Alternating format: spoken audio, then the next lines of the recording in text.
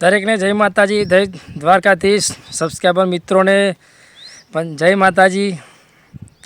ખરેખર તમે નવા સબસ્ક્રાઈબર આવ્યા એમનો દિલથી આભાર માનું છું, અને જે નવા આવનારા છે એમનો પણ આભાર માનું છું. મારી ચેનલ છે વાલું ગામડું વિલોગ, અને આપણે કોઈ ઓફિસમાં ગમે ત્યાં વિડીયો બનાવતા નહીં, અને જો ખેતરમાં આવીને જ વિડીયો બનાવીએ છીએ. આપણું ખેતર છે, ખેતરની અંદર આવીને વિડીયો બનાવીએ છીએ. આજે વિડીયો બનાવવાનો છે સમાજ વિશે. સમાજમાં હું ઠાકોર છું, ઠાકોર સમાજ વિશે જ વિડીયો બનાવવાનો છું. અને સારોનો સમજ્યા લાયક વિડીયો બનાવવાનો છે, સમાજની અંદર સુધારણા લાયક વિડીયો બનાવવાનો છે. આપણે કોઈ બીજા અન્ય સમાજના વિરુદ્ધમાં કે આપણા સમાજના વિરુદ્ધમાં કોઈનું નામ દઈને વિડીયો બનાવતા નહીં, બરાબર. આપણા સમાજની અંદર સાચું માર્ગદર્શન આપવા માટે વિડીયો બનાવીએ છીએ. અને આજે વિડીયો એવો બનાવો કે કોઈ કેવું રાજા ને કોઈ કેવું બાદશાહ ને કોઈ કેવું બાપુ ને કોઈ કેવું ડોન, એના વિશે વિડીયો બનાવવાનો છે, બરાબર. સાચી માહિતી આપીએ છીએ, કોઈએ બહુ ખાસ ધ્યાનમાં લેવું નહીં. વિડીયો જોઈને સમજવાનું કે બાકી કોઈના વિશે કે કોઈનું નામ દઈને કે કોઈને લાગુ પડે વિડીયો બનાવતા નહીં. વિડીયો જેને સાચું માર્ગદર્શન સમજવું હોય અને એના વિડીયો જોવો. બાકી અમુકને વિડીયો જોવાથી કંઈ પ્રોબ્લેમ થતો હોય તો બાકી જોવો નહીં. એ તો સાચું જ કહેવાનું, સત્ય વાત કરવાની, કોઈનું ખરાબ કરતા નહીં કે ખરાબ કરવાનું નહીં. અને જે છે હકીકત સાચું કહીએ. આજે અમુક ટાઈમે અમુક વિવાદ થતા હોય ઠાકોર સમાજની અંદર. અમુક કોઈ એક્ટિવા પાસે કે બાઇક કે ગાડી પાસે લાવતા હોય, એના પાસે લખાવતા હોય કે અમે રાજાવાળા, અમુક લખાવતા હોય કે અમે બાદશાહવાળા, અમુક કોઈ લખાવે બાપુ, અમુક કોઈ લખાવે ડોન, કોઈ અનેક પ્રકારનું લખાવતા હોય છે ઘણા બધા લોકો. આમાં એની અંદર જોવા જઈએ તો ખરેખર આ યોગ્ય છે ખરું? આ બધું રાજા અને બાદશાહ તો પહેલાં હતું. પહેલાંના જમાનામાં રાજાશાહી હતી, રાજા રજવાડો હતો, રાજાશાહી હતી. તો આજે તો રાજાશાહી જતી ને રાજા રજવાડો જતો રહ્યો, બરાબર. જે રાજા હતા ને એ જતા રહ્યા. બાકી તો અત્યારની પ્રજા તો બધી રાજા બનાતા ઘેર ઘેર બધા રાજા જ છે. એટલે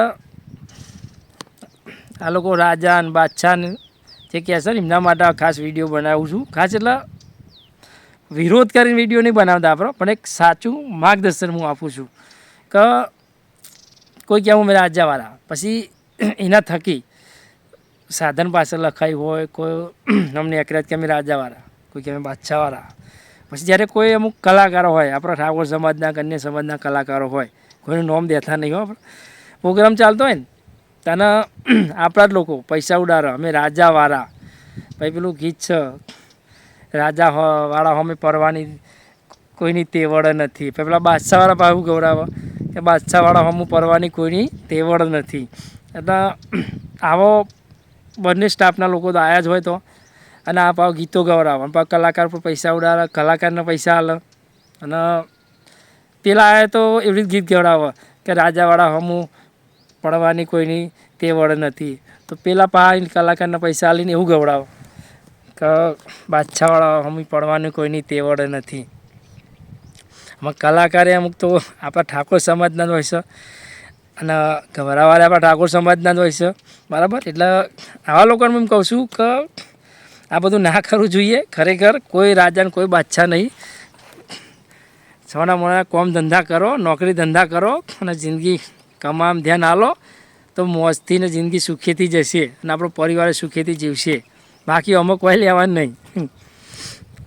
બીજું કે તમે આગળની પરિસ્થિતિ જુઓ, 20 થી 25 વર્ષ પહેલાંની પરિસ્થિતિ કેવી હતી.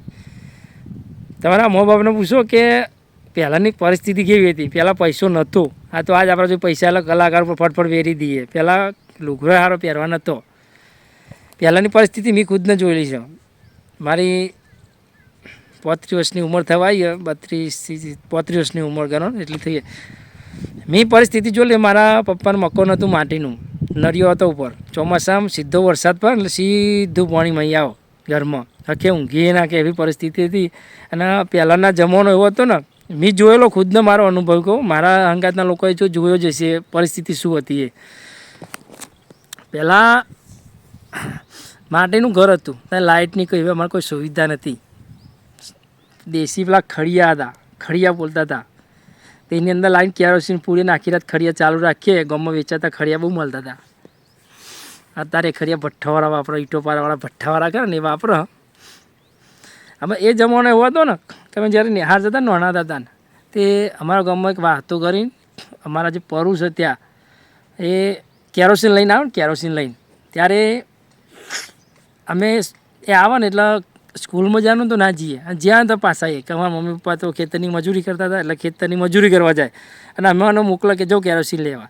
કેરોસીન લેવા જઈએ ને ત્યાં આખો દિવસ જાય, ડબલો લાઈનમાં મૂકવાનો હોય અને એમે પાછું કોઈ વચ્ચે આવી ગયું આખું પાછું થયું કોઈ ડબલું ખરીદે ને તો બાગવાન થાય અને ડબલો દીધામ દીધ થઈ જાય, બાગવાનું થઈ જાય ને આખો દાળ ભૂસ્યા તરસ્યા કેરોસીન લેવા ઉભા રહીએ. વિચાર કરો. અને પાછું કેરોસીન જો એમ પતી જાય ને તો એમ કહી દે કે ભાઈ કાલે અમે બીજા દારમાં આવે આપવા. એવી પરિસ્થિતિ અમે જોઈ લે. કેરોસીન માટે લાઈનમાં આખો દિવસ કાઢતા હતા. પછી અમુક ટાઈમે તો પેલું ચંપલ આપણો ને ચંપલ એ મૂકી દઈએ આમ લાઈનમાં કે ભાઈ અહીં મારો નંબર હોય. પેલા ડબલાની તો લાઈન હોય પણ કે ચંપલથી ખબર કે મારો ડબલો આટલા હોય. એ પરિસ્થિતિ એવી હતી. આ તો આજે આ જમાનામાં તો લાઇટની સુવિધા ને એસીની સુવિધા આવી છે. બાકી એક ખડીઓવાળું જીવન તો અમે જોયેલું હોય, અત્યારે અમુકને તો નહીં જોયેલું હોય, જેવા નવા છોકરા હોય એમને તો. પછી અહીં તો બંધ થઈ ગયું ગામમાં કેરોસીન આવે તાને અમે બહુ લાઈને ઊભા રહ્યા અને કેરોસીન લેવા જતા હતા. વિચાર કહો કે એ વખતનું જીવન એવું હતું કે પેલા માટીનું ઘર અને ખડિયા લગાડીને જીવતા હતા. વિચાર કરો. તો એમાં લાઇટ છે, પંખા આગળ કોઈ રહેતું નહીં, પંખાની સુવિધા આવી નહીં, પંખાની હવા એ વખત તો નહીં ખાધેલી. પંખાની કોઈ સુવિધા નથી. કેરોસીનનો ખડિયો લાગે એના આધારે રહેવાનું, બધું ખાવા પીવાનું હતું, બધું એના આધારે ચાલે. આખી રાત કેરોસીન પૂરું રાખેલા ખડીયો ચાલે. દેશી ખડિયા હતા. વિચાર કરો. અને એ જમાનો તો અત્યારના લોકોએ અમુકને જોયો જ નહીં. અત્યારના જે નવા છોકરા એમને તો એટલે જે અમુક રાજા અને બાદશાહના આવો ખોફ જમાવે છે ને એમને મૂકો ખરેખર તમે તમારા મમ્મી પપ્પાને એકવાર જોડી બેન પૂછો કે પહેલાંની પરિસ્થિતિ હતું, તમે કઈ પરિસ્થિતિથી આ જિંદગી એમને કાઢીને તમને કઈ રીતે મોટા કર્યા એ પરિસ્થિતિ તમે એકવાર પૂછો કે પહેલાંની કેવી પરિસ્થિતિ હતી અને કઈ પરિસ્થિતિમાં તમને મોટા કર્યા, તમને ખવાડ્યું પીવાડ્યું. અને આ તો હવે જમીનોના ભાવ આવ્યા ને ત્યાં તો જમીનના કોઈ ભાવે નહોતા.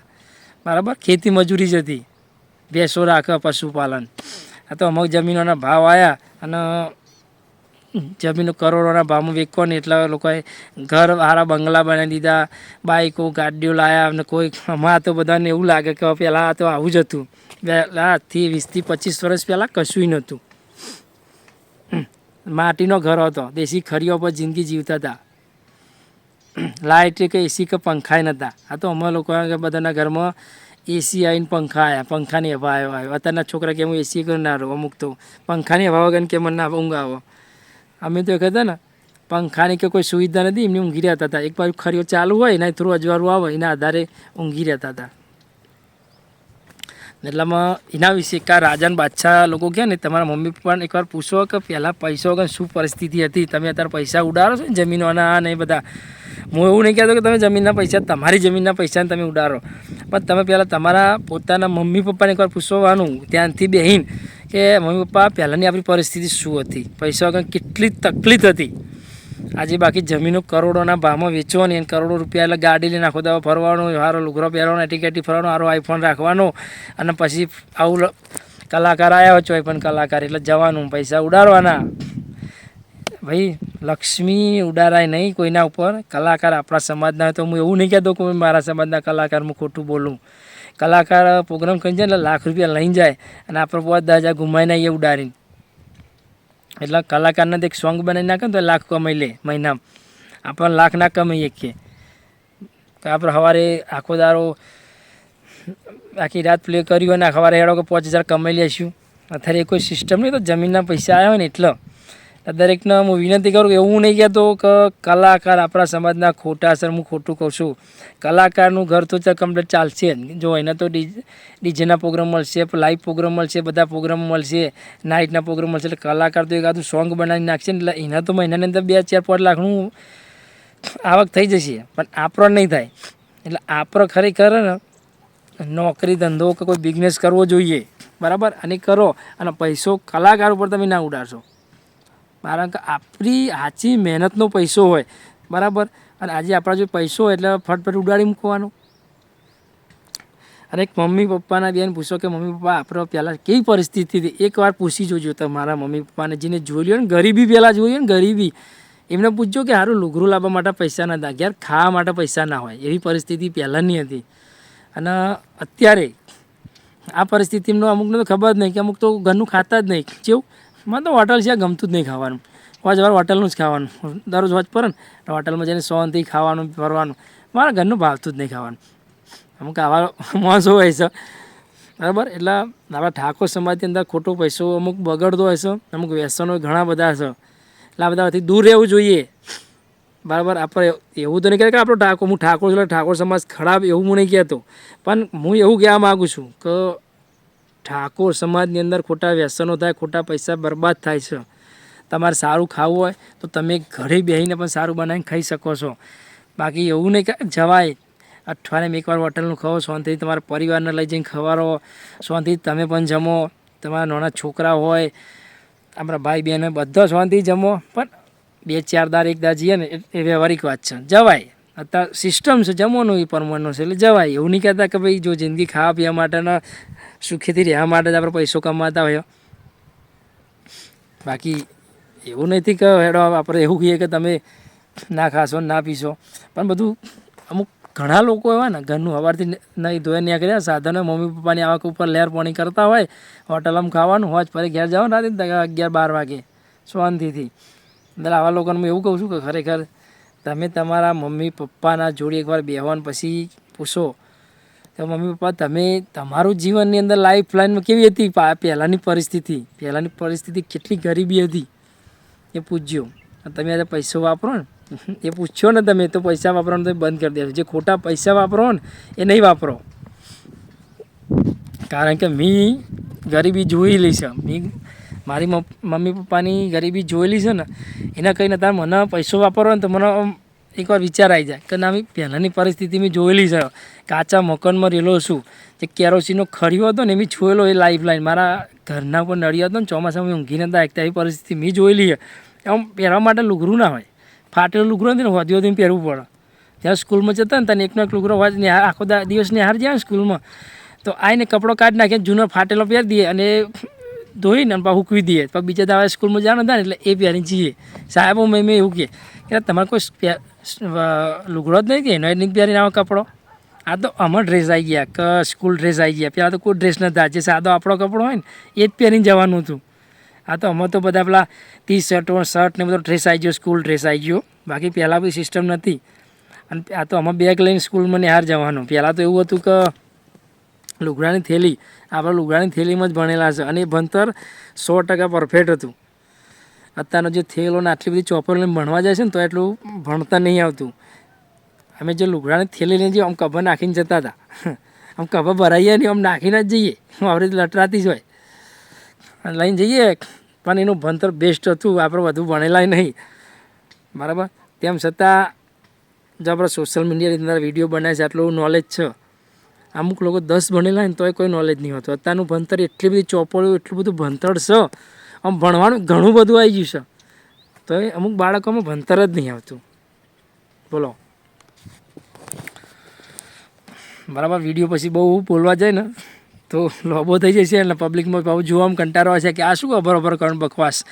અને દરેક મિત્રને કે વિડીયો જોજો અને સપોર્ટ કરજો ભાઈ. ઠાકોરના સમાજના દરેક વડીલોને, માતા બહેનોનો, દરેક ભાઈઓને, મિત્રોનો દરેકને વિનંતી કે ભાઈ વિડીયો જોજો અને સપોર્ટ કરજો ચેનલને. મારા ચેનલનું નામ છે વાલું ગામડું. વિલોગ વિડીયો બનાવું છું અને અમુક પ્રકારના વિડીયો કોઈ પ્રસંગના એવા વિડીયો અંદર મૂકે. નવી ચેનલ બનાવેલી છે અને મારી એક બીજી પણ ચેનલ છે વિહેડ ટાઈગર કોમેડી વિડીયો બનાવું છું. એ ચેનલ હમણાંથી ડાઉન થઈ ગઈ, ચાલતી નહીં. એની અંદર વિડીયો મારી હું નહોતો મૂકતો એના કારણે ડાઉન થઈ જઈશ.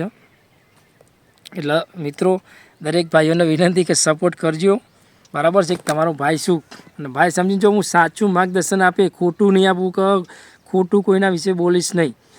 આપણા સમાજને આગળ જઈને સુધારવા માટેના જ હું વિડીયો બનાવીશ, સાચું માર્ગદર્શન આપે.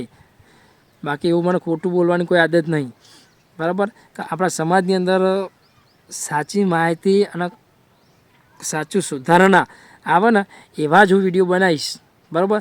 દરેકને જય માતાજી, જય દ્વારકાશી, જય વિહેતમાં. વિડીયો આટલે સમાપ્ત કરીએ છીએ. જય માતાજી.